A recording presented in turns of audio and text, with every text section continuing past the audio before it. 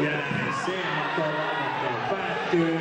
Winner Oleg Matsali, Greece, Kreikka. Ja näin Kreikka olympia paikkasarjasta 74 kiloa. Ja Matto C, match C, ottelu numero 98, match number 98. Ravil Ryapov, Turkmenistan, Nikolai Krojev, Tadžikistan.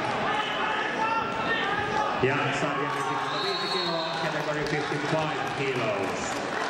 Semifinal match, eli tässäkin on nyt sitten välieräottelu ja voittajalle maapaikkaa tarjolla.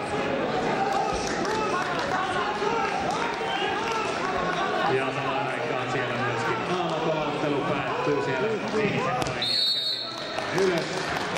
Japanin edustaja siellä voittaja.